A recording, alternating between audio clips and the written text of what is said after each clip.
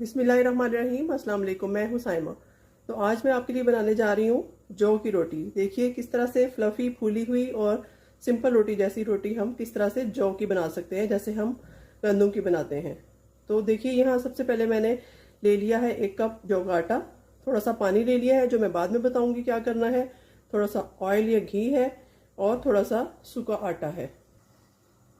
तो यहाँ पर देखिए मैंने 1 से 1.5 कप के करीब पानी लेके इसको बॉईल कर लिया है। हल्का सा नमक ऐड कर लूँगी इसमें, 1/3 टीस्पून।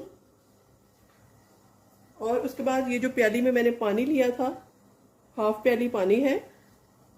ये देखिए इसमें मैं तकरीबन 1 टेबलस्पून सादा आटा जिससे हम रोटी बनाते हैं वो डाल दूँगी इस तरीके से।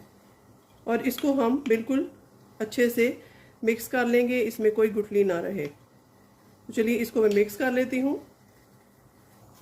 तो यहाँ पर पानी बॉईल हो चुका है। यहाँ पर ये हम जो आटे की लई हमने तैयार की है ये इसमें ऐड कर देते हैं इस तरीके से।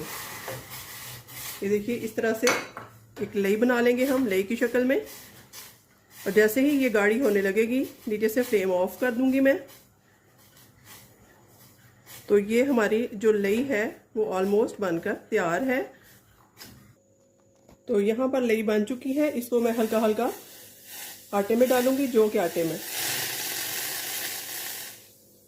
जितना हमें ज़रूरत है उतना ही पानी डालेंगे। तो इसको जल्दी जल्दी से चम्मच की मदद से मिक्स करते हैं क्योंकि बहुत गर्म है। बाइंडिंग कर लेंगे, उसके बाद जो नीट बाइंडिंग है वो बाद में करेंगे। थोड़ा सा और पानी जाएगा इसमें, ले जाएगी। बहुत नरम भी और बहुत सख्त भी नहीं हम गूंदेंगे। तो चलिए इतना सा 2 टेबलस्पून के करीब और ऐड करके इसको थोड़ी देर रेस्ट देते हैं ताकि ये ठंडा भी हो जाए और हम इसको हाथ लगाने के काबिल हो सके। तो यहाँ देखिए ऑलमोस्ट ये ठंडा हो चुका है आटा हमारा। इसको मैं अच्छे से अब फिर से बाइंडिंग करूंगी इसकी।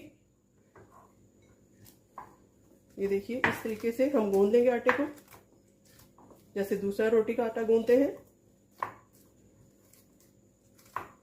जितनी अच्छी मिक्सिंग इसकी होगी उतनी ही आपकी सॉफ्ट और फूली हुई रोटी बनेगी। इस तरीके से इसको मैं और अच्छा सा मसल के 5 मिनट के लिए रखती हूँ। उसके बाद हम रोटी की तैयारी करते हैं। तो यहाँ पर हम थोड़ा सा सूखा आटा हाथों पे लगाते हैं और छोटा सा एक पेड़ा लेते हैं। साइज़ आप जो भी रखना चाहें रोटी का वो आपकी मर्ज़ी है। मैं थोड़ा बड़ा ही रखती हूँ, बहुत छोटा नहीं रखूँगी। मतलब इंडियन स्टाइल नहीं रखूँगी, पाकिस्तानी स्टाइल रखूँगी रोटी का। तो ये देखिए इस तरह से पेड़ा बना लेते हैं। ये देखिए किस कदर गोल अच्छा सा पेड़ा बनकर तैयार हो चुका है। थोड़ा सा इसको खुशके में लपेटते हैं इस तरह से, फिर हाथों की मदद से थोड़ा प्रेस करेंगे और इसको यहाँ रख देंगे। बाकी चीज़ें हटा देती हूँ मैं। बिल्कुल हल्का हल्का प्रेस करके रोटी की शक्ल हम देते हैं।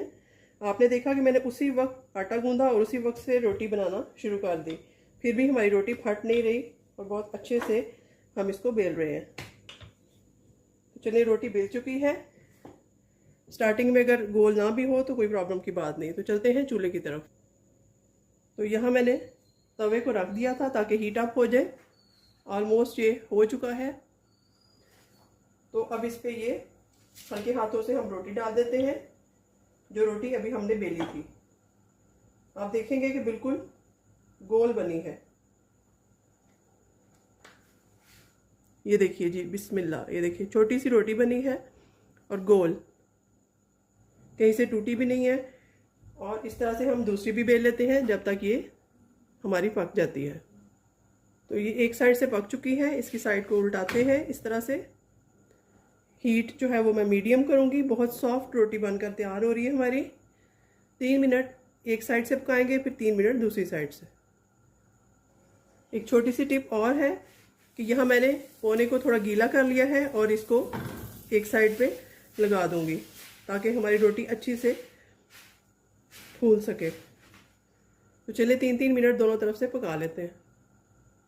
तो इसकी साइड चेंज करके देखते हैं। ये देखिए जी माशाल्लाह से बहुत अच्छे से फूल बन चुके हैं। 3 मिनट इस तरफ से भी पका के देखिए फूलना शुरू हो गई है हमारी रोटी। बड़े अच्छे तरीके से। तो इसको हम उतार लेते हैं, थोड़ा थोड़ा दबाते जाएंगे ऊपर से, और 3 मिनट इस तरफ से भी पकाते हैं। ये देखिए रोटी हमारी किस कदर अच्छे से फूल रही है।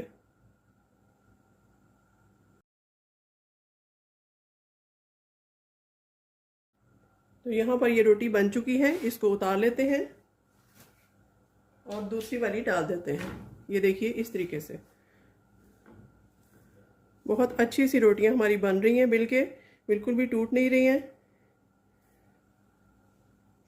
ये आटा इतना अच्छा है कि जो फर्स्ट टाइम भी रोटी बनाएगा उसकी भी टूटेगी नहीं, अगर आप इसी टिप्स एंड टेक्निक से बनाएंगे। चलिए साइड चेंज करते हैं, इसकी भी 3-3 मिनट दोनों तरफ से पकाते हैं। फिर इससे इस पर गीला कपड़ा लगा के इसको दबाते हैं हल्का हल्का।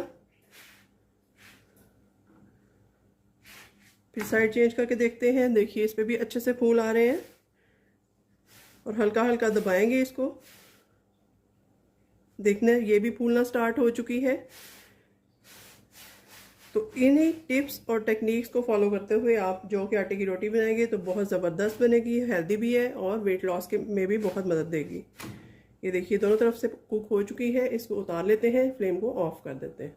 तो ये देखिए यहाँ पर जी माशाल्लाह जो कि आटे की शानदार सी रोटी बनकर सॉफ्ट सी तैयार है। आप भी इस टेक्निक को फॉलो कीजिएगा।